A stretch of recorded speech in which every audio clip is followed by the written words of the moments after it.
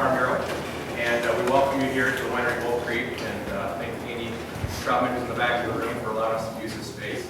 I want to make sure you all knew that the bar is open, so if you feel like a glass of wine tonight, by all means, please partake with that. But tonight we're going to learn about bees, Beekeeping 101.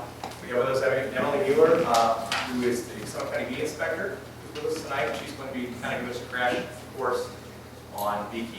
And then I believe after the presentation, we're actually going to go over to two of Amy's hives that he has here on the property, so she can show you some more there as well. So with that, I'll turn it over to her. All right. Thank you very much, everyone, for coming out today. I appreciate it. Does anyone a beekeeper at all already, other than Andy? Okay, so a lot of this is probably going to be very basic. This is going to be your crash course.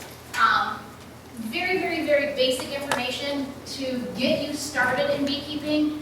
And on the next slide, to make it very clear, research, read, learn, don't stop here. This is not going to be what you need to know about bees. This is kind of just an introductory. There's so much more information out there, things that can happen with your hives.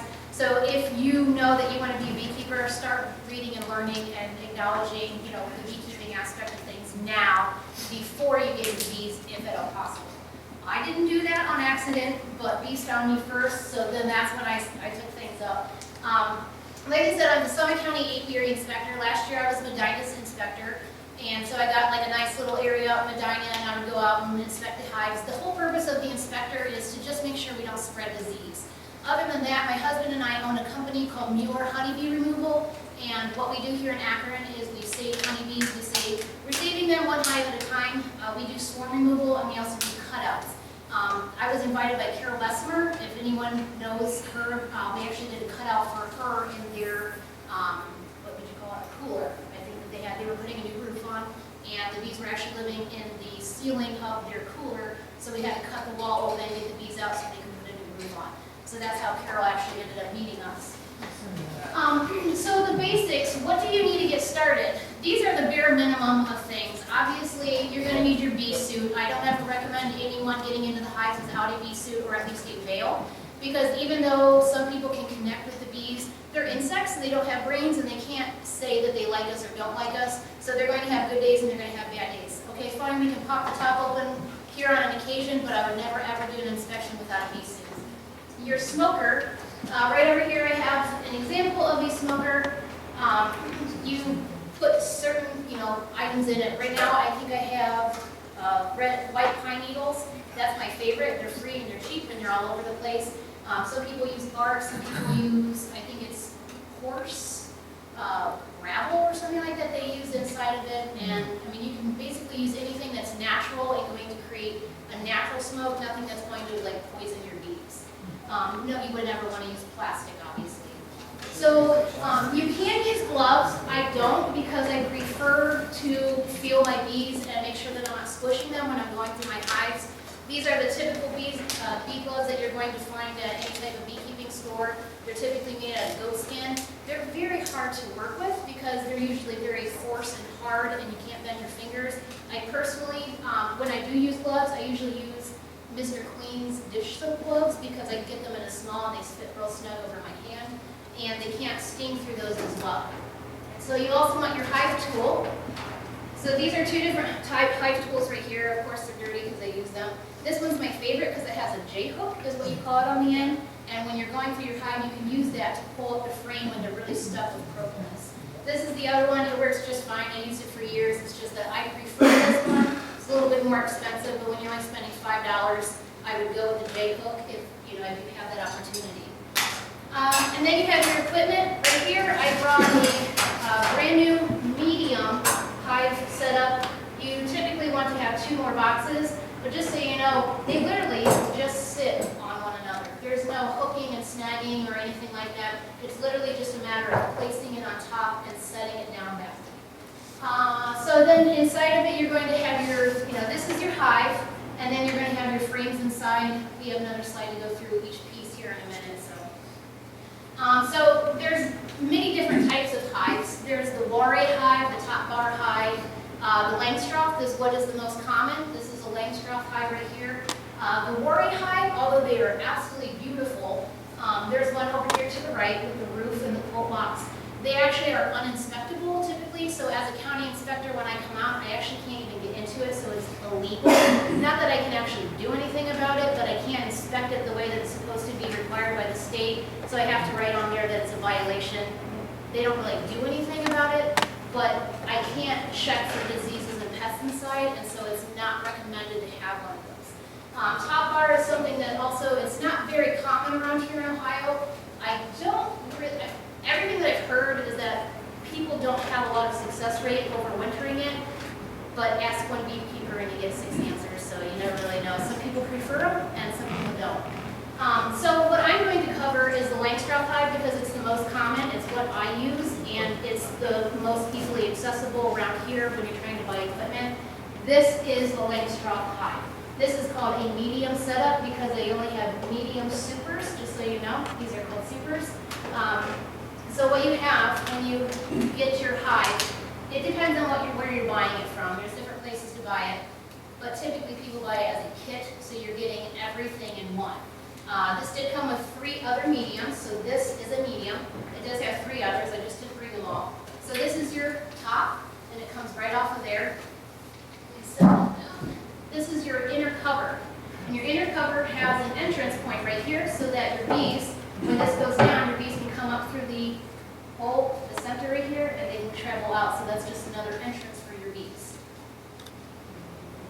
You don't have to have an inner cover if you don't, just so you know, but it's just, it kind of makes things easier. So when you're pulling your hive top off, your bees aren't immediately right there. You have something to block the wind and stuff when you do use your inner cover. And then these are your frames. This is an 8-frame box. You can buy 8 or 10 frame. I prefer 8 frame because one, they're easier to work with and they're lighter. And then also the 8 frame mimics more of like a tree setup, which is what you'll find bees are going to naturally. So it's a little bit smaller of a space, and they don't have such a hard time maintaining their temperature or heat in the winter in something that's smaller. So like I said, these just sit right on top right here. When I'm doing the inspection, I always turn my top this way, and I put my boxes on so that they don't flop. And then I would do it like that so that I can get into the hive. So this is your bottom board. You can have a screened, so this is obviously screened because I can see you. The other option is a solid. Here in Ohio, I prefer to have a screen board, but I'm not picky when it comes to trying to shove my bees into boxes as fast as I can because we catch so many swarms every year. But when I go into winter, I prefer to have a screen because it does help with the flow, and also when your Varroa or your small hive beetle, if you have anything like that, they'll go through the screen and they can't technically come back up. You can also get an IPM gilt board, which is a piece of corrugated plastic, and you just slide it underneath, and you can use that as your method of checking for Varroa, and also as a wind block for the winter. So let's get that over here. If I don't do it, I'll trip on it. So. All right, so parts of a Langstroth hive. I actually just went through all that for you, and I didn't like it. There are some other things you can get, like a slatted rack. If it's very hot through the summer and your bees are really congregating down here towards the bottom because they're going to go straight into where the queen is and kind of cluster around her, you can get a slatted rack to give them a little bit of extra space. It's basically just a little thin board with slatted racks on it, like little tiny lines on it, so that it helps boost some more airflow to go through there and give more space for the bees to land when they come into the chamber. You can also get a landing board where your bottom board is going to be sitting on it. It's really unnecessary. Some people like them because it makes it look pretty, but other than that, they're really not necessary. There's a table right over here if you guys want to sit down. Right over there if you want. You know what, we're going to wait until the rest of our family comes over. And then also you can get an entrance reducer. I'm pretty cheap and lazy, and usually I use sticks or a brick or something, because when you first put a brand new hive into a box and have all this space, you want to be able to protect your bees from other bees that might come in and try to steal their honey. So the more you can reduce the entrance in the beginning until they build up, the better, so they have a less area for them to have to defend. So then there's different types of bees. I'm sure if you're familiar with beekeeping, you'll probably have heard, battalions are very common in this area, and also Russians are kind of common in this area as well. You also have Italian, Russian, Carniolian, Buckfast, Caucasian, Cordovian. Cordovian is probably my favorite to look at. They're a very blonde color, but very, very beautiful. If you're asking me, breed doesn't matter because all I want are overwintered Ohio genetics. I consider my bees to be mutts because I want the genetics from the feral colonies in the area so that my bees can withstand the Ohio temperatures. So if I were ever forced into having to buy a package of bees, I would probably pluck that queen out of there and buy a queen that had Ohio genetics so that the chances of the bees surviving over the winter are higher. Then you can also buy a package or a nuke. A package is basically right here, it's kind of hard to see. This little box right there, it's filled with bees. You typically buy them in 3 or 4 pounds, and you get 1 queen inside of there. They typically ship in from Georgia or California on like a giant semi-truck. I'm sure everyone has seen in the news where like they'll tip over and then there's bees flying everywhere. It's really bad news. I don't personally prefer to buy packages because when you're putting them in, you never know if they're going to stay. And I've heard the horror stories where someone will buy a package and they fly off, and then they buy another package and they fly off, and they buy another package. And you might get some bees to stick around then. I wouldn't personally take the risk, but I know it's very common. As long as you keep the queen in there and they'll start building out, you should be okay. My preference are nukes. That's what I sell because that's what I would want to buy. And a nuke is an established colony, but you're only getting 5 frames. So I typically sell medium nukes, so you're only going to get 5 frames, but they're going to have all this built out, and it's going to be brood and nectar and pollen and honey and bees, and your queen as well. So what you're going to do is you're going to get it in a cardboard box, and you're just going to take these 5 frames and put them in your own hive. And now you basically have an established colony already ready to go, and the chances of them leaving are very unlikely because they already have everything that they need here. When you do buy a package or a nuke, I always tell people in the beginning, feed them. Because your first year, the whole thing that you want to do is you want your bees to be able to build out this whole hive. You really, ideally, want to get up to at least 4 mediums or 2 deeps before you go into winter. And the reason for that is because they need all of that food to be able to survive over the winter. So when you're feeding them, they're going to be able to use that sugar water. It's typically what it is in the spring. It's 1-to-1. In the fall, it's 2-to-1. So 2 cups of sugar to 1 cup of water. And you're just giving them the opportunity to build out their brood and their comb and their wax and everything that they need to be able to survive. Your second year, once your hive is already established and they're already in here and they've already built out their comb, you really don't have to feed them unless their stores are very low in the spring. Then you would feed your bees because you want them to get a really good boost going early in the spring. But once the flow comes in of the nectar, you're really not going to be needing to feed them. And if you do feed them, sometimes you'll cause swarming, where they don't have enough space to be able to put all that food, and so they're going to try to reproduce on their own because they don't have enough room to be able to lay eggs. Does this all make sense so far? Anyone have any questions? You know, it's a lot of information to be able to squeeze in. So here is just something you can find on the internet if you type in honeybee breeds. If you in particular know, like, oh, I want Italians. My father really wanted buckfast bees, so he actually ordered them from Texas and had them shipped in. And these are just kind of their behaviors.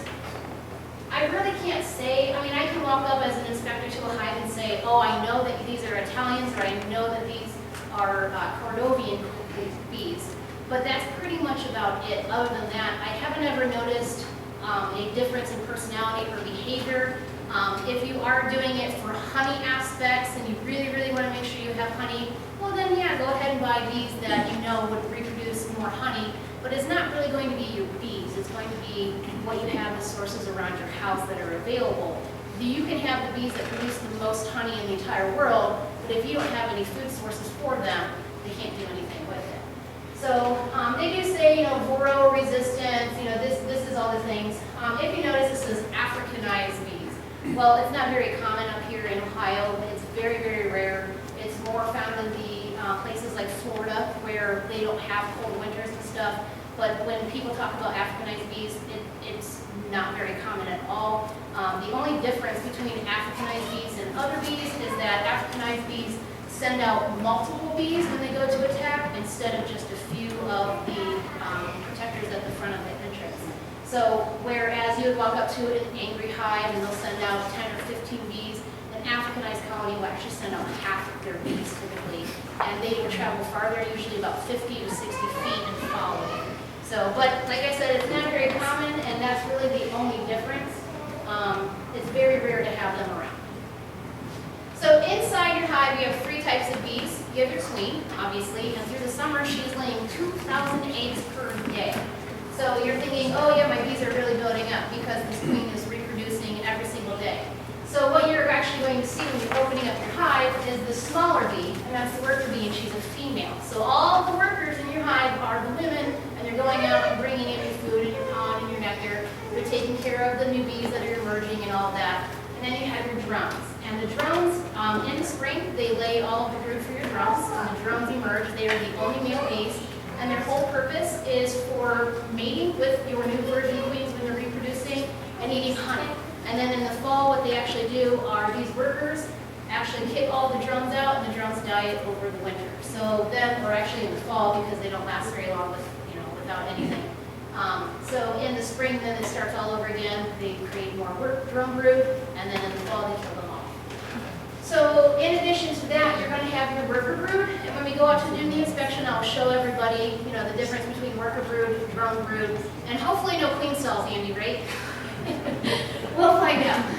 So, but yes, you are going to have, I think I have some pictures after this, but you have worker brood, drone brood, and then occasionally, once or twice per year, unless it's this year, which seems to be a little bit crazier, you only are going to have a swarming season twice per year. In addition, you're going to have your nectar. Your nectar turns into your honey, and then you're going to have pollen, and you're going to have propolis. Propolis is actually collected from trees. It's a sap, and they use it as medicine in their hive.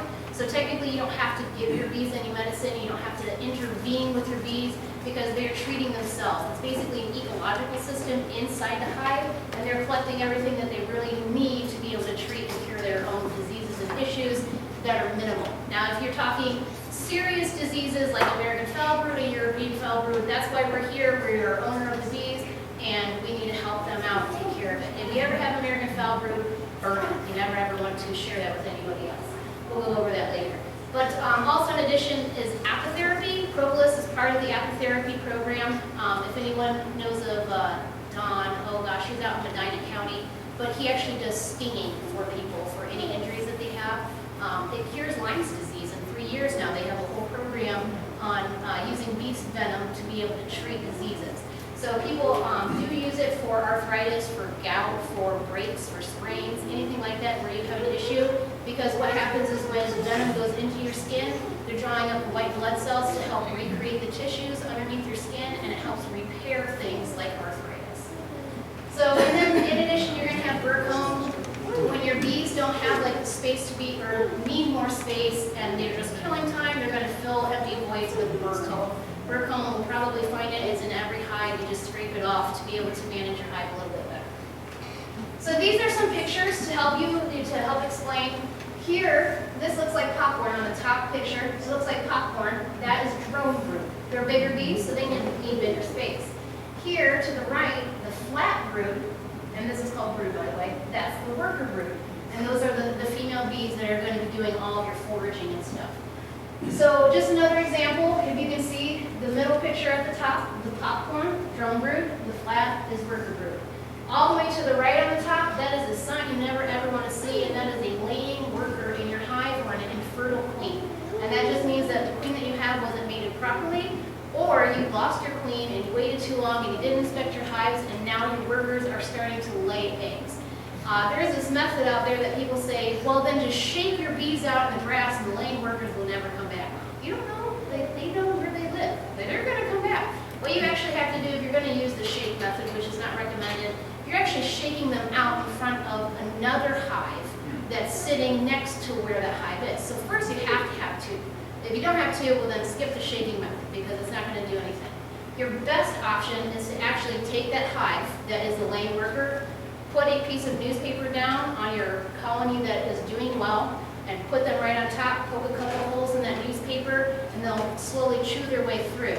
And the established colony that's doing very well will actually go up and kill off the laying workers, and then the workers up on top will go down and they'll all become one colony altogether. So here on the bottom, the peanut shape, that's actually a queen cell. So you never ever want to see those in your hive. If you see those in your hive, something's going on. You either weren't managing your bees the way you're supposed to, and now they're going to swarm, or something's wrong with your queen and they need a new one. So if you see this sign sign and you're a beekeeper and you need help, call somebody. So in the center, this is the difference though, is that typically when you're looking at a frame, let's see this. When you're looking at your brood and your cells, these large cells, if they're here on the bottom, these are typically swarm cells. And what that says is that your bees don't have enough space and they need to find new space. You have to act quickly, otherwise you're going to lose half your bees. If they are sporadic throughout the top or even the middle, something's probably going on with your queen and you need to make sure that she's either there or find out what the cause would be for concern for the bees to want to have a new queen in their hive. And then to the right, that goes with the picture on the top, that is just a sign of laying workers. You never ever want that many eggs. If you guys can see those little white dots, those are eggs. If you see multiple eggs in a cell like that, that's a sign of a laying worker or an infertile queen, and you definitely don't want to have that in your hive. And if this at the bottom is a result, the top is a result of what's on the bottom. So hive placement, doesn't matter where you put your bees. If you ask me, the only thing that I stick to is that I need at least 75% full sun. I've had my bees facing every which way because of what we do with bee rescuing. We often get hives so quickly into our apiary that I'm just literally throwing them in the yard and wishing them well while I run back out and catch another swarm. So I always say 75% sun. A little bit of shade is okay. The reason that you don't want shade is because it can breed pests and diseases. So if it's a cool, wet, damp environment, you're going to be causing issues with your bees because it's cold, damp, and wet all the time inside of their hive. So if you have your bees out in the middle of the forest and they're not surviving very well, or they're very angry, then chances are that they're not doing very well or succeeding because they don't have what they need, like temperature-wise, to be able to warm up their hive and go out and forage during the hours that they need to during the day. So what's the best place to put your hives? Like I said, I throw pallets out in my yard and I throw my bees on top.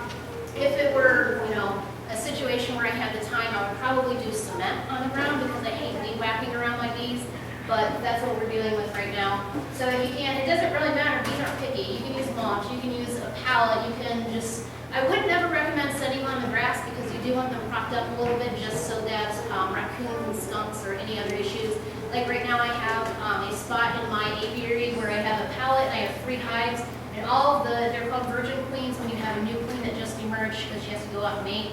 They've not come back. And then I kind of realized there's snakes sitting around my hives and they're like snatching my bees off very quickly. So, like I said, food off the ground helps prevent raccoons and skunks because they don't want to stand up and expose their chests so they don't get stung. So the higher you can have it, the better, but you don't want it too high because if you think about it, you have 3 more boxes on here and your top. So you're going to have to be able to work that. One of my favorite people that I inspected out in Medina, she was very nervous about her bees, so she just kept adding boxes. And by the time I got there, it was like 2 or 3 bees and like 6 mediums, and she had to use a ladder to get outside and take the top off. And I said, have you ever thought about splitting? No, I didn't. Let's do it today. So if you're seeing issues with aggression, like I put my bees in the box and they were fine, and then like 6 weeks later I come out and they're attacking me, there might be like a raccoon or a skunk that's bothering them. And my sister had some out at an orchard out in Kent, and her bees all of a sudden became very aggressive, one hive in particular. So she decided to sit outside and at nighttime and watch what was going on. A raccoon was actually crawling up on top of the hive and tapping on it. And then the bees would come out and it would eat the bees one by one, pluck them out of the hive. So she learned very quickly that there was a raccoon issue where her bees were. You also want them to be easily accessible. I inspected a hive. It was probably one of the coolest places that I ever have been. But you had to literally drive on a golf cart a mile out nowhere to over a bridge and everything to go to these hives. And I thought, well, had I been here by myself and you guys weren't here, I never would have found them. But for them it was convenient because one, they have like 60 acres and they didn't want to bite kids. But just being able to get out there, you have to take your equipment with you. And if you think about it, when you're pulling your honey off the second year, not your first year, when you're pulling your honey off, this is probably going to weigh 60 pounds. If you have a deep, you're looking at 80 to 100 pounds, you have to carry that home. Do you have to hop fences and electric fences and all these things? Do you want to do that? So you just make sure that where you have your bees is somewhere that you can be easily to be able to take equipment in and out of the place. And just easily and manageable. Like I said, the lady on the ladder, you really don't want to have an 8-foot ladder to be able to get to your bees. It's just inconvenient for you as a beekeeper. Make it easy on you. This something that you can do easily and don't get irritated or have to take half a day off of work to be able to get it completed. When you are a beekeeper, you should be inspecting your hives every 10 days. Once they're established, like you're putting a package in, you're kind of letting it go for a couple of weeks. You're going to inspect about every 2 weeks in the beginning, but once they're an established colony, every 10 days. And the reason I tell people every 10 days is because typically when your bees decide that they want to swarm, you have 10 days until they swarm based on the weather. So when they say, oh, we want a new queen, it's going to take them 10 days to build out one of the large peanut shells. Before it's capped, they typically swarm. So if you wait 11 days, half your bees might have already left by then. So, all right. So pests and diseases, that's my job as an inspector. That's what we're trying to stop here in Ohio. Foul brood is a very serious disease. When you have it, people will tell you, oh, just bleach your equipment or cook it to this. Why take the risk? Just burn it. It's not worth it. And the thing is that if you don't, and you leave it there and you let those bees go out and forage, they're taking it to the flowers that other bees are going to. So your bees are now contaminating those flowers and other people's colonies or bees, and they're taking it back. So it's not going to just affect your hive, it's going to affect hundreds of hives because they're all sharing the same sources. Varroa is a big thing, small hive beetle and wax moths. Those are going to be your three main pests or diseases that you're dealing with. Varroa, everyone's probably heard of Varroa if you know anything about bees. It's a little red bloodsucker that a lot of beekeepers are dealing with. If you talk to people that have been beekeeping for 30 years, they will tell you, back in the 70s and 80s, I had no problems. My hives would overwinter for 5, 6, 10 years at a time. And then once Varroa came in, I think it was the late 70s or the early 80s, somewhere around there, all the hives started dying off within 1 to 2 years because we can't keep the control on top of this Varroa. Every beekeeper has their own method of treatment. I'm going to basically go off of that here in a minute. But I personally currently am treatment free. I can't say I will always be there, but I haven't had to treat, and I try to maintain not having to, because like I said, it's an ecological system inside, and I don't want to cultivate. However, if I ever got American foul brood, I would burn my stuff as fast as I can because I don't want those diseases around my hives. Small hive beetle, I have pictures of these on the next slide. There's a little tiny black beetle. You will have them in your hive, and it's okay. You'll see one, maybe two. If you're opening your hive and you're seeing 15, 30, 50, or anything like that, or you're seeing little larvae of them, you have an issue, something's wrong. Well, what is wrong? Your colony is weak. It has nothing to do with, oh, the small hive beetle came in and they did something. Your bees will fight off these pests as long as they're strong. Most likely you had either a fertile queen or a lame worker or something that made the hive weak, and then your small hive beetle moved in after that. Or you can have the issue where your Varroa is killing off your bees and you have the wing paralysis virus or things like that, and that weakens your bees because they can't reproduce. So like I said, American foul brood, European foul brood is very similar to it, but it's not as gross. It's still bad. You have to use terramycin to be able to get rid of that, and you should report that to the state just so that you can kind of get some information on how to treat it if you think that's what's going on. If you walk up to your hive and it smells like death, something's wrong and you need to do something about it. You'll be able to see like the larvae are dying, they're black, they're gooey, things like that. If you're seeing those kinds of things going on in your hive and you don't know what to do, call a beekeeper, call a mentor, call somebody that might have some knowledge about bees so that you can get some assistance. Because another thing is that goldenrod is everyone knows what goldenrod is, the honey that they produce from it smells like stinky feet. So if you walk up to the hive and you're like, oh no, I smell something, if it's the fall, hold on a second, call beekeeper and ask. Because you don't want to end up killing your hive finding out that it was actually goldenrod honey and you could have actually collected the honey off of your hive. Like I said, not goldenrod, if it's stringy, I'm sorry, was there a question? No. Oh, okay, sorry. And then everyone's also kind of heard of colony collapse or an ascon that's going on with the bees. I don't have any experience with it. I know that there are newer beekeepers who will neglect their hive and then say they see some bees at the front entrance in the fall, and then in the winter they'll go in and check and all the bees are gone and they didn't die. I probably had colony collapse. Well, when did you check your hive? July. Did you know if you had a queen? No. Well, you can't really say it's colony collapse if you weren't inside your bees checking in on them, making sure that they were okay, because what can happen is you lose your queen, she can't reproduce, you have a drone-laying worker, and then all of a sudden your colony basically just dies off one at a time really slowly, and so absconding, where you actually weren't reproducing enough bees to be able to maintain to have a large loss. So you have your pesticides and your herbicides and water contamination that can happen with when you have bees. If you have bees right next to a cornfield and you know that the farmer's going to spray, make sure your hives are turned the opposite way so that the dirt's not coming in, or take a sheet and throw it over. There's a website called the Crop Registration for Ohio, so if you know that the farmer's going to be spraying, they typically contact you 24 hours beforehand, throw a sheet over, you should typically be okay within, the next day. And also absconding is usually a lack of inspecting for new beekeepers. Here it's not very common, but it can happen, and if you just need help, then you find beekeepers to help you out and be able to talk to them. If you're afraid, like a lot of people when they get their bees, it's like 20,000 bees and they're scared, they're intimidated, and that's okay, that's normal. Everyone goes through it when you're a beekeeper because all of a sudden you're opening up this hive with stinging insects. If you need help, just ask. There are a lot of beekeepers out there that are willing to come over and help you, or at least allow you to come to their apiary so you can get some hands-on experience. So this to the left, these two, top and bottom, are Varroa. This is inside of a drone cell. They used a pick to pull out the drones to do a mite check is what it's called. Obviously they have Varroa. If it were the top picture and I were looking at that personally, I would probably say I really wouldn't worry too much about it. If you are seeing Varroa in every cell or multiple Varroa, well then you might have an issue, you might need to do something. Small hive beetle is in the middle. There's those little tiny black beetles right there. If you can see the comparison of the body of the honeybee, they're very small. They're not so small that you can't notice them. You will see them when they're walking around. And then when I said that if your colony gets weak, you might have them take over, this is them taking over and it's disgusting. Over to the top of the right, that's a wax moth. And at the bottom are the actual wax moths. If you're seeing spider webs looking tough stuff inside your hive, your wax moth came in and took over.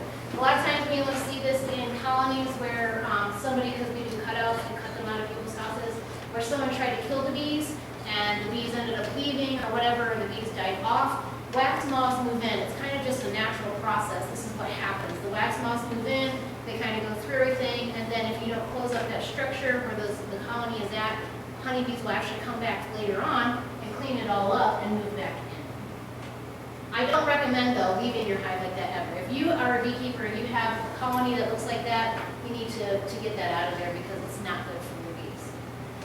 So there's also nosema. Nosema, this is like excessive nosema sign right here. This is something you probably won't see it anywhere near as bad, but I couldn't get a really good picture. I just kind of want to explain the difference. This is bad. That up there is a normal cleansing flight during the winter where the bees will come out and they'll poo because bees are very clean. They don't poo inside of their hive.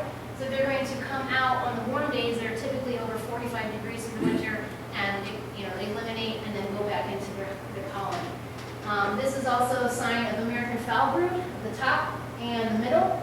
To the right, like I wrote on there, healthy brood. So if you're seeing something like this or something in the top, if you can see where the toothpick is going in, it's stringy and it's gross and it's brown. You also will have a scent that goes with it. Those are bad signs. If you're seeing bubbles or anything like contaminated inside, you're seeing, like all these are torn open, it just looks really bad. If you're seeing that, something is wrong. You want your colony to have brood that looks like that, where it's healthy and the larva is white and very happy and healthy. So what are some signs of Varroa? Well, the biggest sign is one, you probably waited too long if you're seeing your bees crawling on the ground. And if you walk up to your hive and you see a bunch of bees out on the ground crawling around, observe them and look at them. If their wings are all tattered or very small and broken or they just don't look right, you probably have Varroa in your hive. They're in the cell, and what they're doing is they're actually eating away at the bees when they're inside the hive or the cell. Like I said, bees missing parts of the wings. But you can also see the Varroa is visible on your honeybees when you're looking through and you're inspecting your colony. As an inspector, when I'm pulling up and looking at your brood, I'm also scanning over your bees. If I saw a bunch of bees that had Varroa like that all over them, I would say you need to do something. That's a very serious matter. I would probably refer them to doing something like oxalic acid where they can go into the hive without harming all the honey and everything that contaminating it. Or like the pic that we saw, the picture of the larva or the Varroa are on that. that's a way to be able to check for Varroa in your cells. I'm going to show you guys how I do it out here in the apiary.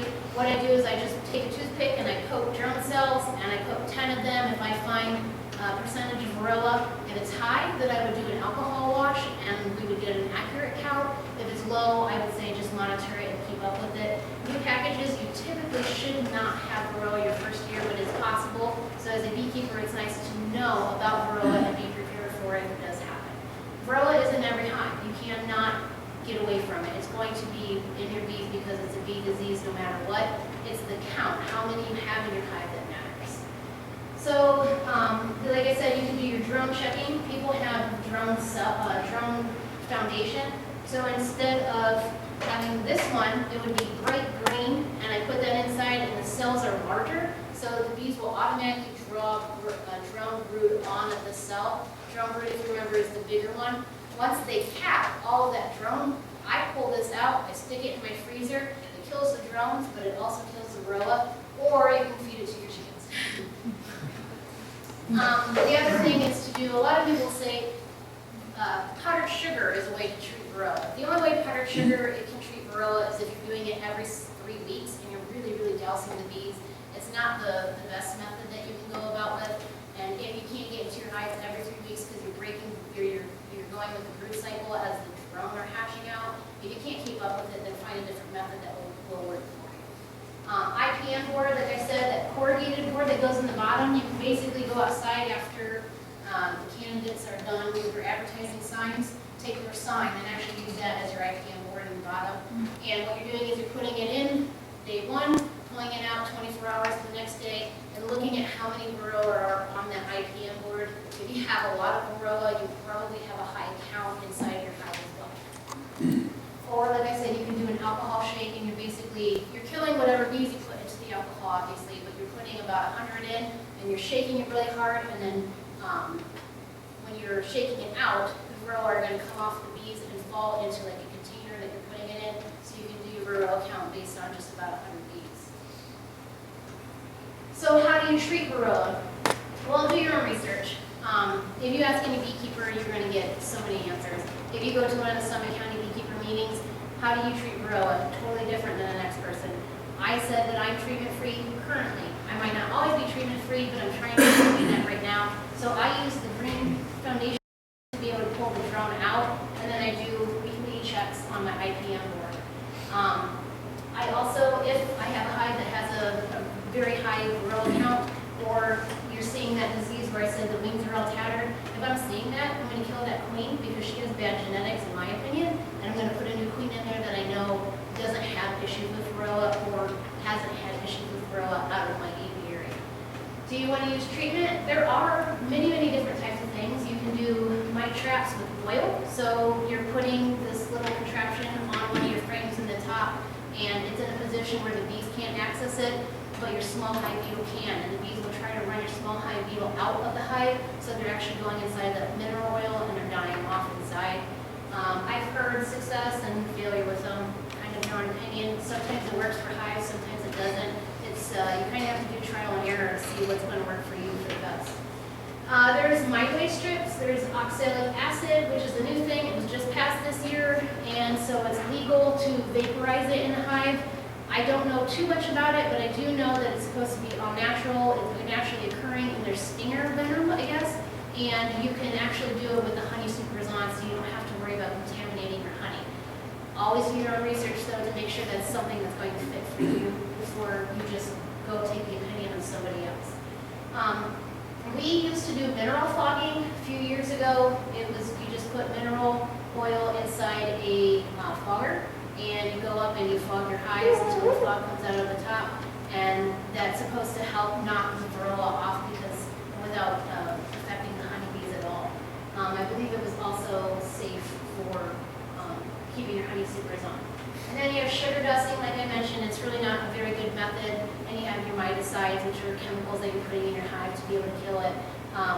When you're putting in certain chemicals and stuff, do watch, because if you're going to have your honey in a hive and you're putting chemicals in it, those chemicals are going into your honey, and then you're going to be selling honey that has contaminants. So if you know you're using a chemical, make sure you take your honey off because you don't want to contaminate your own food.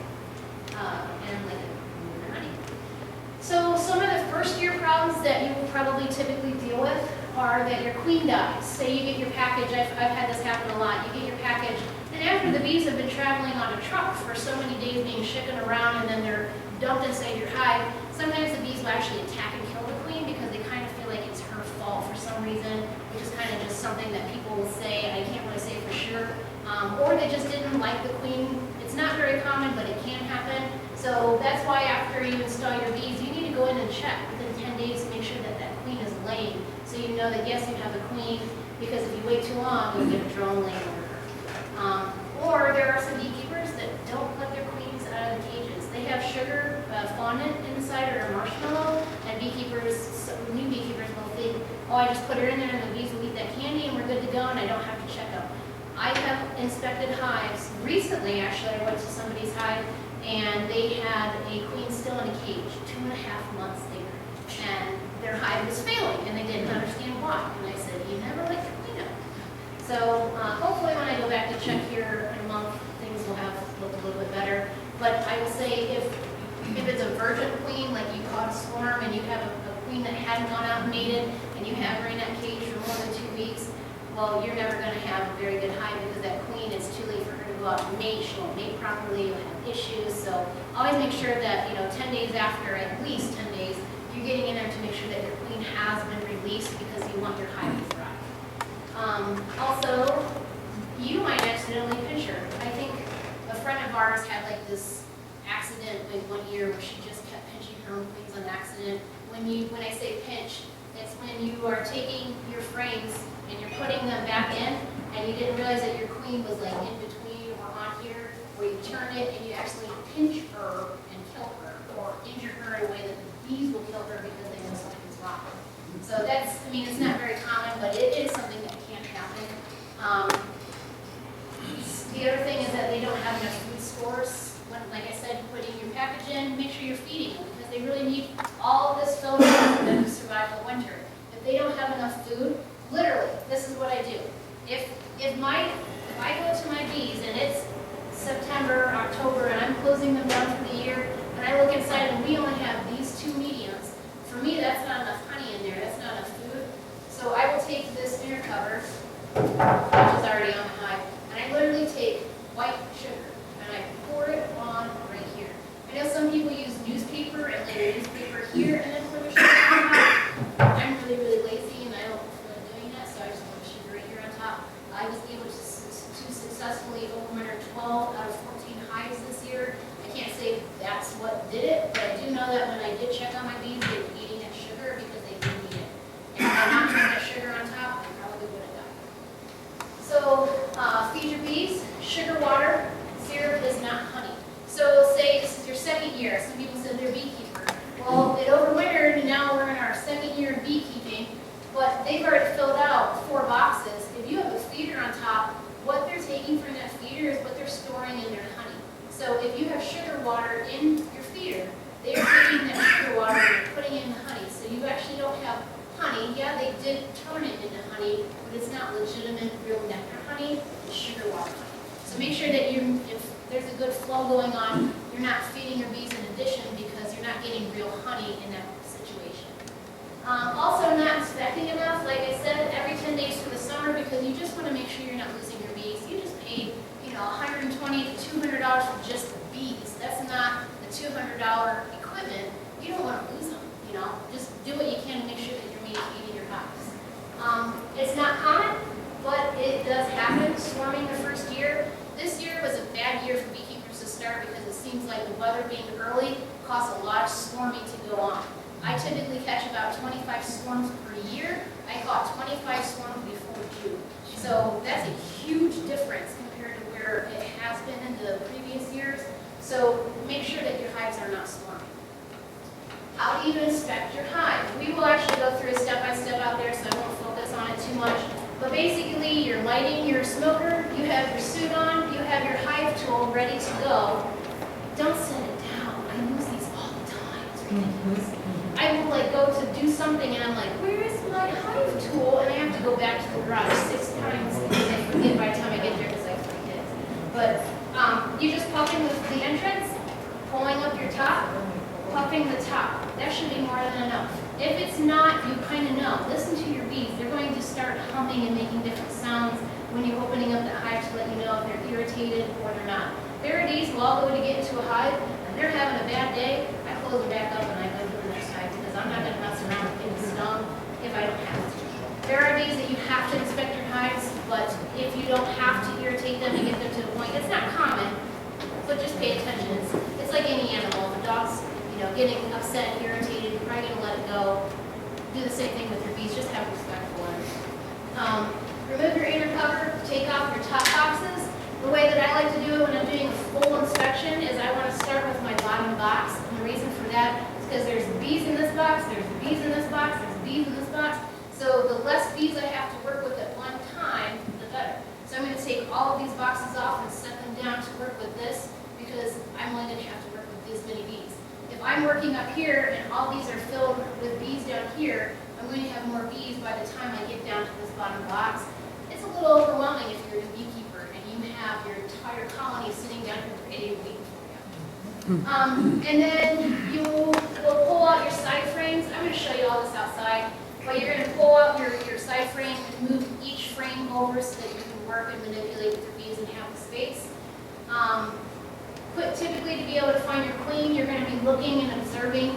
Your brood chamber is typically going to be in the middle. Oh, look it, there's a whole bunch of bees on this one frame. The queen's probably there. Can't guarantee it, but always, pay attention to what you're looking at. The more bees focused in one area, your queen's probably there because they do circle around her and maintain the frame that she's on. And then every time you're in your hive, you kind of want to have an idea. When you're a new beekeeper and you first get your bees, you go, okay, I'm going to look for eggs today. I'm a brand new beekeeper, and I open my hive, and I'm like, oh my God, there's bees in there. Oh! And then I close it up, and I'm like, did I see eggs? I didn't see anything because, man, that was overwhelming. There's 10,000 bees in there. So each time, go outside and try to have a mission of what you want to do to set one goal. I want to know if I can find my queen. Then I'm going to go out and find my queen. Because when you're starting off beekeeping, it's going to be overwhelming at first, and so you kind of want to just do one step at a time. If you're deciding I'm going to find the queen, I'm going to look for eggs, I'm going to look for a drone, you're going to be in a hive for an hour and a half. You're probably going to make your bees a little irritated because you're in there for so long. So try to just take one idea. I'm going to focus on this one time, go through the inspection, find whatever it is that you're looking for as it comes up your hive, and then go back 10 days later and look for the next thing. So overwintering your hive, crash course here is just very simple. You can do anything. You can wrap your hive. You can put entrance reducers on. You can put your IPM board in. The only thing that I do, I'm a lazy beekeeper, I take a piece of that pink or blue insulation and I put it here in the top, and that's pretty much all I do other than pouring sugar. I do put my IPM board typically around January, February inside, but if you think in the wild, your bees are typically in a tree, there's going to be airflow going through it, so you don't want to eliminate all the airflow because your bees are maintaining their own temperature inside on their own, so you don't want to alter with what they have already going on too much, if that makes sense. So September to October timeframe is when you're looking at winterizing. If it's warm through September, well, you don't have to winterize it until it starts getting chilly. But once you've decided that you're shutting your hive down for the year, your bees actually propolis your boxes together. Once you've decided that you are done and it starts getting chilly at night and it's dropping below 40 or 50 or 30 to 40 at night, don't crack these boxes apart because that propolis seal is actually blocking out the wind, so you do not want to break them apart. Now, it is okay to crack your top right here, pour the sugar on if you absolutely have to, but it's just not recommended to break the seal during the winter cold month because the air is going to be going through. Some people wrap their hives. I think I actually ended up wrapping one once, and that was about it. And then your IPM board, you can put that in when you feel it's necessary. Like I said, I do mine January, February, and I only leave it in until February, March. And then don't crack it. The other benefit of having sugar on top is that it also takes some condensation out. That actually can be a problem. The other good thing about having your insulation in the top up here is your condensation will drip on the outsides of the insulation. And does everyone know what I mean when I say the insulation? I'm not talking about the pink fluffy stuff. I'm talking about the hard glue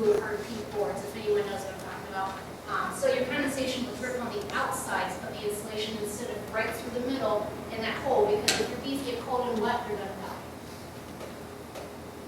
So where do you get your equipment and your bees? I like to support local. Urban Honeybee, that's a friend of mine. She's basically my convenience store. She works full time, so her store hours are open after 5 usually.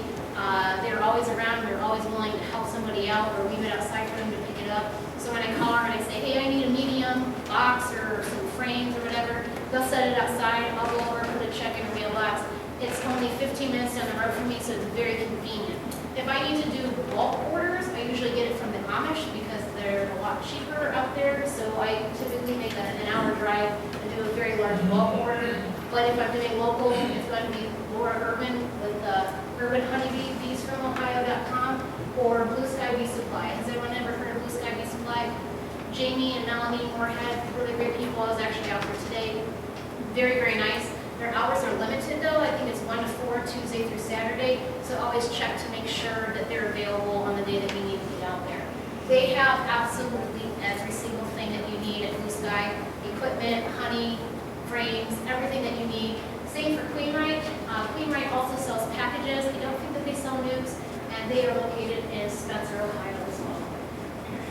So as the county inspector, like I said, my job is to just help prevent the spread of disease. It's a $5 per apiary, it's not per hive. So I have 20 at my house in Firestone Park. I have 20 out at in Hartville behind Bates Valley. I have 15 over in Springfield. So that would actually be $15 for those 3 apiaries. Yeah, I have like 40 hives. I'm only paying $5 per apiary. So make sure that you send in the correct amount when you are. The goal is to help prevent the spread of disease and help new beekeepers learn about their hive. A lot of times I'll go through all of my inspection sheets and I'll look for people that have 1, maybe 2 hives, because I usually know that they're probably a new beekeeper. I'll go out and talk to them and say, okay, well, tell me what are you having problems with inspection, or what do you want to know about, or what do you want to learn? So it's actually kind of like a free lesson for you to be able to have a beekeeper come out that has experience and to teach you what you might want to know or need to know, or have some questions to ask. I mentioned the Ohio Sensitive Crop Registry. Basically, if you live by a field where they're going to be spraying, go online and register. There are not very many people. I was actually very shocked. I think there was about 35 people, and that's for the entire state of Ohio. I was only looking at our counties, but it's just that you get put on a map to say, I have an apiary, so you get a 24-hour notice before somebody sprays, so you have time to go put a sheet over your hive, or to move it, or to do whatever you want, or just be prepared to watch your bees, because they are an agricultural asset. So, and what inspectors don't do, we don't tell you what to do with your bees. We don't care. We can't take your bees away. We can't. If you have American foul brood, we would recommend highly and probably be contacted by the state to burn your equipment, but we have no rights to be able to come onto your property and to do anything about it. It would just be a recommendation, and we would probably tell the local apiaries around you, like, hey, just be cautious and watch for this that's going on. So we are not the law. We don't really have any legal rights to be able to do anything. Basically, they're to just help beekeepers learn and to be able to not spread the disease. So then we have some city laws. Akron actually has some. I think they might be the only ones local to here. I think Cleveland has very similar to these. There aren't a lot of laws, and we really don't want a lot of laws on them because the laws will just restrict you as a beekeeper from being able to do things. So just be a respectful beekeeper and don't put them where it's going to harm people or be a nuisance to them. The laws for Akron is that the back of your hive has to be 6 feet from an adjoining property or a public walkway, 15 feet at the side of your hive. So your back here, 6 feet, the side of 15, the front of 20. And that just kind of gives the bees a flight zone to be able to come in and out of hive without bothering the neighbors, because we don't want to give a bad rap to beekeepers. We want to be able to make it look like a positive thing. So make sure you're just being a respectful person and not placing it right in front of your neighbor's child's playground, something like that. So you also have to have water, and it cannot be a public nuisance. So I know that there is a gentleman who his hives are actually facing the neighbors because of where his hives, the only place that he can put them and he's having a lot of problems with the city that he lives in and trying to keep his bees there on the property because that's the only place that he can put them, and he even put up a fence and all sorts of stuff. So do what you can, because if you think, as a mother of 3 children, my neighbor and I was afraid of bees, and they put bee hives right there next to my property, I'd probably be nervous. So talk to your neighbors and just say, hey, this is, if you ever are comfortable, come over and check it out. Just make it look like it's a good thing, and if it ever causes problems, do what you can as a beekeeper to make sure you're not being a nuisance. So tips of advice: don't ignore your hives. Find a mentor so that you can go to their apiary. My apiary is always open to anyone by appointment. They call me, I can schedule something. When I'm out with my bees, you are more than welcome to come out and look at the bees with me. Join a local association, Summit County. Does anyone know Summit County Beekeepers Association? Every 4th Thursday of the month, the Summit County Fairgrounds. I'm a trustee on the board there. Peggy Cartwright is the president of the group. And it's just a way every single month for you to learn a little bit more about bees. They bring in some really awesome speakers. We had a guy come out from California who's like a really awesome, amazing beekeeper. We were able to have the opportunity. So it's just something that you can experience once a month, find a bunch of bee nerds and hang out with them and that kind of thing. So remember, as a first-year beekeeper, it's very uncommon to extract honey. Has anyone heard of this flow hive? Did you? Okay, so the flow hive is actually a walking disaster for beekeepers in our opinion, because basically the way that they portray it is, look, you have bees in this box and you get all their honey and you never have to do anything. Well, you're not helping prevent the spread, stop the prevention of diseases. You're not inspecting your hives. What if you lose your queen, you have a drone laying worker? And then the best part is, now you have all this great honey on tap. But what are your bees going to eat for the winter? Because they have to survive too. So if the flow hive is something that you are interested in, it's not a bad setup if you're an experienced beekeeper. But you need to make sure that you know how much honey your bees have to have before you go taking all of your stores and you're killing off your bees. So not only did you spend $700 on your flow hive and $150 on your bees, but now you got to do it again next year because you just killed them from taking all your honey. So, and then as a beekeeper, you will learn that you always have to have equipment ready on hand. There have been many times where I'll show up to somebody's house to do an inspection. Hopefully this doesn't happen for Andy today. And we open it up and we find a bunch of swarm cells, and I say, do you have another hive? Because you have to split it right now. And if you don't, you're going to lose your bees. So it's always nice to have it on hand and waiting. The other reason is because once people find out that you're a beekeeper, if they see a swarm of bees, they're going to call you. And they're going to say, there's bees in the tree. Can you please come get them? Well, yeah, absolutely, but you need to have a hive to be able to put them in. And if you don't, then call Laura Urban after 5 o'clock and go up to her house and get your hive. So, and then every hive that overwinters, you have to split them. It is a natural instinct for honeybees to reproduce every year in the spring, just like all other animals. You cannot stop it. You can manage it, you can do things to prevent it by splitting your bees, and that is the only way. Otherwise, they aren't going to swarm and they will leave that hive. So as a beekeeper, I've met a lot of people who said, oh, I got through 1 year and I really wanted 2 hives, so I bought another one. And I said, did you split your hive? No, they swarmed. Well, you just spent $150 on some more bees that you didn't have to when your other bees just were in the tree and you could have caught them and stuck them in your own hive. But by managing your bees, you'll be able to keep ahead of that. That's something that you're going to be doing the last week of April to the first week of May every single year about that time frame. Okay. If we split it, where does the second queen come from? Okay, so the process of swarming, what it is that this colony they've decided, well, reproductive reasons, they've decided that they don't have enough room. So they start backfilling the brood chamber with nectar. When you're pulling out your frame and looking at it and you see where the brood was, if you guys remember where the brood was, and they're putting nectar in those cells, that's your first sign that your hive is going to swarm because they don't have enough room. So in spring, reproductive-wise, you can't stop it, you have to split it. So what you're doing is you're taking that queen out of that hive, and usually about 5 strings of bees in a nuke, and putting them into a new hive. Because once your queen in this box says, I don't have enough space, I'm going to leave, if you split it and you leave that queen in there, she might still leave. As long as you take her out and put her in the new one, then she feels like she's swarmed already and she moved into a new hive. So then what happens is once that queen's out, the bees know they do not have a queen. Everything is run off of pheromones inside the hive. The pheromone of the queen weakens, so they know, oh, we don't have a queen. So they go to an egg and that has not gone past about 3 to 5 days, and they develop that So then, this year what's going on is when you're splitting your hives, you usually get, I don't know, 10 to 15 queen cells.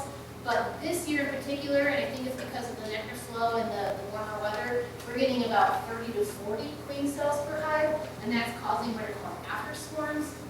So once that new queen emerges, your virgin queen, there's so many coming out at one time that they're leaving the hive. When they leave the hive, they're taking portions of these. So you had this bustling hive, but you didn't keep up with it, and then you had your swarm leave, so there goes half the bees.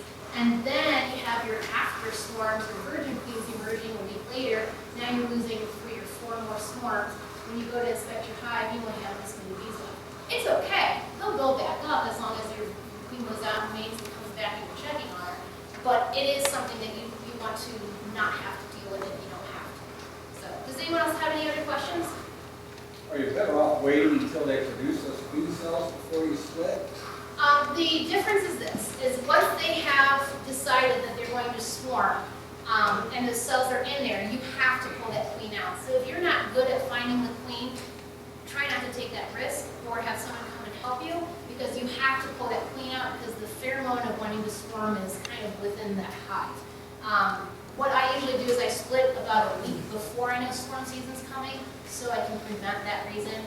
I would rather do what's called like a dirty split, where you basically, I know that there's eggs in this box, and I know there's eggs in this box, and I'm just taking one off, sticking it on a new hive stand with the top, and now I have 2 hives, and one will make the new queen. Smoker fuel right here. So, if you, I actually steal it from my mother-in-law's house, but I carry a bag around of just white pine needles. So, yeah, you just collect them right off the ground from wherever. If you're driving down the road, you can stop and just pick them up, because usually people don't complain about you cleaning their yard. Come on. You actually have to get the boots with little bees on it too. So what you want is you typically have like a little metal piece, unless you actually dumped it out at somebody's house when you're inspecting and left it there like I did. So what you want is you actually want just a light clump of stuff down. You don't want it packed because you want the air to be able to flow through to help with the fire. So I put a very light handful inside of my smoker right here, and then I'm going to light it. This is probably the best thing I've ever bought in my entire life. I will eventually catch myself on fire, but it hasn't happened yet. So, oh look it, my flame is going very well. Okay, so once I know that everything's really hot and red inside, I'll take another light handful and I'll kind of puff it so it starts catching that on fire. And then I'm going to do one more light handful. If you notice, I am not jam-packing it in there because it really needs that airflow. So it's just really light. Now my smoker's lit, and it should hopefully last for both of these hives. And if I think it's starting to get low, then I'll just throw another handful in.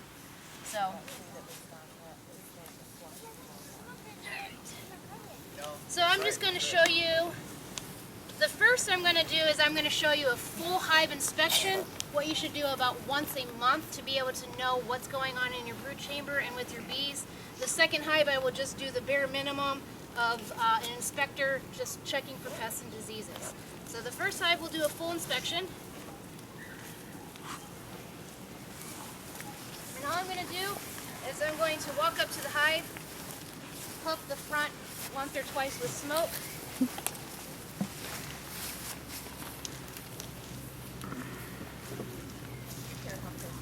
No, you guys can come as close as you want, as comfortable as you are. And then I'm going to take my top off. You're going to see bugs, spiders, toads, frogs, anything inside. It's okay. It's really not that big of a deal. Ants are, as the hive gets larger and bigger, they're going to be able to fight all those things off, so you really don't have to worry too much about it. But this is my inner cover. I'm going to pull this up. And I'm going to set my inner cover. Never ever set your inner cover on another hive, because these bees, you're going to make those bees mad by taking this pheromone and putting it over there. But before I do that, I want to make sure, no, my queen's not on here, because that has happened. So I'm going to set it right here. I'm setting it in a position where it's up and propped, but it's not in an area that's going to affect anything. So like I said, I want to work the bottom box first because my bottom box, I don't want all of the bees in both boxes in the bottom. Puff at one time. I'm actually going to set this here. So my top I'm going to use as my stand because I don't want my bees on the ground, and especially if my queen's on there, I don't want her to crawl out on the ground. Oh. So I'm going to move this over. I'm going to catty corner it because I don't want to squish my bees. Over your shoulder. Take my smoker, Okay, I'm just gonna hover over your puff shoulder. it one time, Okay. and based on their demeanor and me standing here and interacting, I don't need to give them any more smoke. I think they're comfortable. They're very calm. I mentioned burr comb. This is burr comb right here. You can leave it or you can scrape it off. When you break the hive apart like this, it's kind of an inconvenience when you're putting it back on. So usually it is a little bit better if you do scrape it off. Do know, I mean, obviously you don't intend to kill bees, but sometimes you do. So, and you're also never supposed to really throw this on the ground next to your hive because you can attract pests and like small hive beetle. So I mentioned I'm going to use my outside frame. I'm going to take this and I'm going to set it off to the side. And now I have this, 2-inch gap to be able to work with the bees. Well, they're not really doing too much here. I'm going to check in these cells. If you guys can see, it's shiny. This is nectar inside the shiny parts. And the stuff that looks like, you guys see that? Yeah. Oh, you got a snake? Wow, that's awesome. Right here you can see that it looks like Play-Doh. That's the pollen, and they turn it into bee bread. Is it a dead snake? Oh no. So I'm going to scoot this one. Okay, I looked at that one. I'm going to go to my next one. Some more nectar and pollen.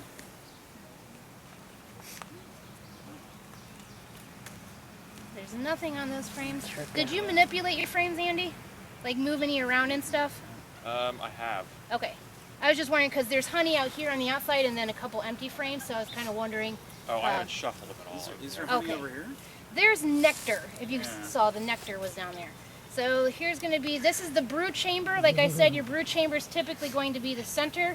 But if you guys look and observe, where are most of the bees? Middle. Right over here. So my chances of my queen being over here somewhere are very likely. It's not guaranteed. But by observing on the outside, I'm going to say my queen's probably over here because it doesn't look like there's very many. Or is that a drone? That's, that looked like a bee. I didn't really observe. So, okay, so we have some more nectar. Do you want to see something really cool? Yeah. Look at this. You're a big kid. Hold on a second. Right here, this is a boy bee. This is called a drone, and he doesn't even have a stinger, so you can touch him and hold him, and he can't hurt you. He can't do anything to you at all, except squirt people on you. Sorry about that. He really did. All right, so that's just some more nectar. So far, right here, and I hate to disappoint you, Andy, it's not looking good. You know what I mean? Like I would, since these are April, I would have liked to see them have built out most of this so far. I don't know. I guess I didn't talk to him nice enough. All right. So, anyone, can you tell me what that is? It's brood. What kind of brood? Worker brood. Very good. Yep. So we're all looking. It's flat. This is a very good laying pattern, though. So that's really good. That's good. She might have just been a slow to start, or they swarmed, or who knows. So I'm looking in these cells, and obviously, like this is. Oh, no, I lied. I thought it was a small hive beetle. It wasn't. So I'm going to look. So the queen usually goes from the center and goes around. So right here, she's started laying more eggs again, and she's going back around. So these bees are all going to emerge, and the queen's just going to continue traveling in a circle and laying eggs as they emerge out, as long as they don't bring the nectar in too quickly. Yes, there are definitely eggs in there. So when I see eggs inside of this, that tells me my queen has been there within 3 days. So I know most likely there is a queen in there, unless I don't see eggs. If I don't see eggs, then something else is going on.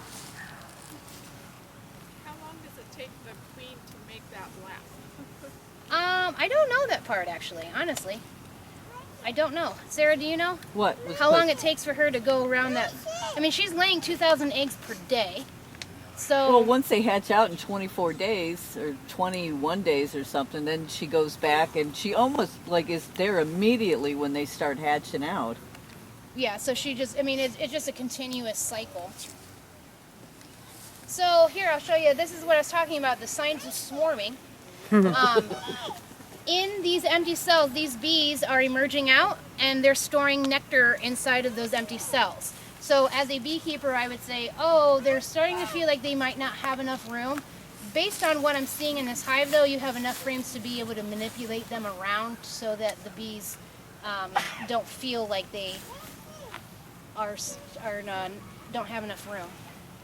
So I don't see any. These are mainly worker bees, and the black ones that you're seeing, the big black ones, those are the drone. Let me just point that out to you guys. This one's a drone. That one's a drone. You see the size difference? All right, so someone had told me to talk about bee space. And I was like, what do I want to talk about bee space for? Bee space is when when you're putting your frames in, you want to always push your frames tight together so that your bees don't have space to build. And if they do have a little bit of extra space, they do this.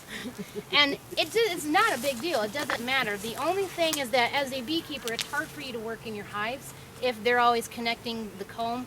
Or if they have too much space, they'll usually build a second layer. So you'll have your flat brood, and then they'll be building some worker brood or other comb off of that. I'm going to move that smoker because that's like choking me out here. All right, so I was just kind of looking for the queen. Is she marked? She is marked. Okay. I found her once. No, on this one. That frame. She's on that frame. She Okay, just went underneath. I'm gonna pull it up. So my husband always beats me to find the queen first, and here he is doing it again. I love it. It's supposed to be my show. No, I'm just joking.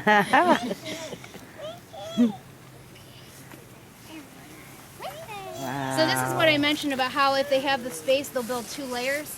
If everyone sees that, they built 2 layers because they had a little bit of space. So I would not cut that off. I would let it go personally because you really don't want, that's a lot of brood to cut off of there. And then my husband says she's on this frame. She's behind that, so she'll come out of it eventually. And then if you guys can see how I'm turning these when I'm inspecting, you never ever want to flop it that way because you can break your comb. You always want to turn it like this. So I can see both sides by using like a pivot. It does take quite a bit of time to be able to figure that out when you're really nervous with your bees. So you can always just use something and pivot it around to be able to check both sides. So let's see. It's a really big queen. I don't like laying over the wires. Here, I'll show. So he was asking, Oh yeah. do you see the lines in this? The line here, line there, line here. It's the wire that's in the wax. The queen just doesn't like laying in those cells because they're a little bit off. No big deal. But sometimes it's kind of neat. There's posts on like Facebook groups and stuff of their queens not laying in certain areas, and people try to like spell stuff out of it. All right, well, let's hold on to this one and wait for her to come out. But she might not. We'll find her in the other one then. All right, so then this last one.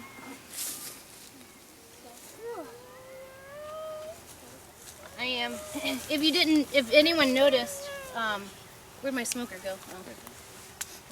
Did you guys see that bee come out at my hand? Mm-hmm. Yep. Showing a little bit of agitation. One more puff of smoke, I mean, you are cracking their house open and going through it, Yeah, sure. Well, this is some more worker brood. I'm just looking it over. So as an inspector, I'm just kind of like looking at the bees. What do they look like? Do they look healthy? And they are starting to build this out on this side as well. So if this were my hive, and Andy, I can do it for you if you want me to. Since they're already all the way on this side and building on this, and then they're moving up into the top box, and they're not working on this side, I would manipulate my frames and move some over here to get them to start drawing those out. So I would move, you don't want to break your brood apart though. Guess I scoot those. You also don't want to alter the way that the brood chamber is. So if that frame was here in the middle, I want it to go back to where it was. They'll help your apple trees. Yeah. But that's more of a seasonal thing. She actually outstands all other people.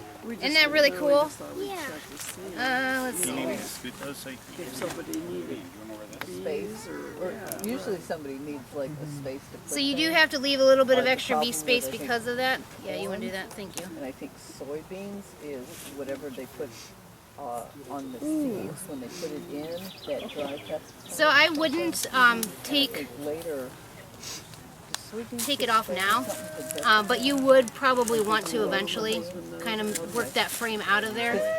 And if anyone sees what I'm doing, I'm kind of bouncing it real lightly because I don't want to squish and kill my bees, and I also don't want to pinch my queen or Andy's queen.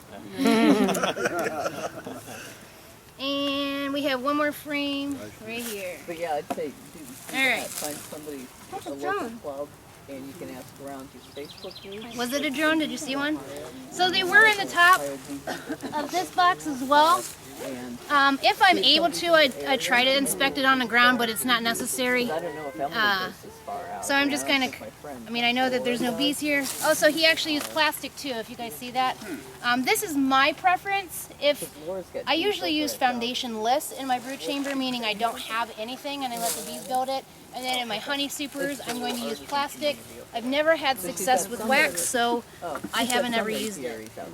You know what? I wonder, how old was your wax? Was it sitting in there for a year? No, you know what? I got those in the spring. Those are, okay. Because all I had was frames. Because sometimes when they're not building out They don't quickly, like the wax it's, older. yeah, the wax is older. with the They can just like usually in for centrifuge the honey out, or apple you and can't pear cut that. season. I'm only in what, my 4th or 5th year now, and I've never gotten honey. Oh, The reason for that though is because of what we do. We're constantly taking in the extra stores and sharing it with our other colonies because we're trying to, reproduce as many bees as we can.